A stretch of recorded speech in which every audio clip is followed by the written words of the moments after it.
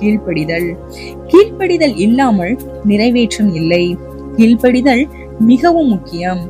சில வாக்குத்தத்தங்கள் தாமதமாகிறதற்கு காரணம் தேவன் சொல்லும் அடுத்த படியை நாம் கீழ்ப்படிந்து செய்யாததுதான்.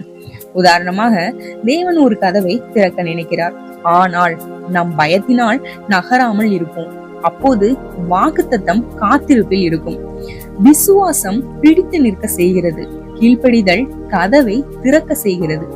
தேவன் சொன்ன சிறிய வழி நடத்தல்களையும் முக்கியமாக எடுத்துக்கொள்ள வேண்டும். அதுவே பெரிய வாக்குத்தத்தத்திற்கு வழியாகும்.